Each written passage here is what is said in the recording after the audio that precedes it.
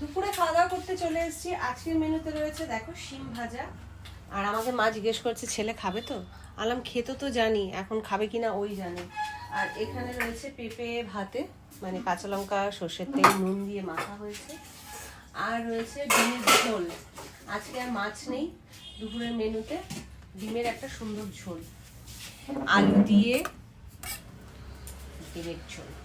তা চলো খেতে বসে যাই, কারণ খিদে পেয়েছে, অনেকটা বেলা হয়েছে। তোমাদের সকলের হয়তো খাওয়া দাওয়া হয়ে গেছে, কিন্তু আমাদের এখনো খাওয়া দাওয়া হয়নি। তার কারণ আমরা সবসময় লেট।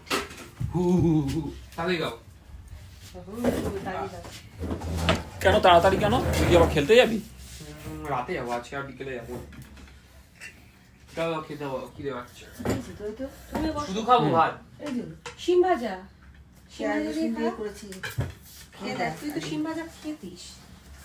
আর একটু দেবো না রে।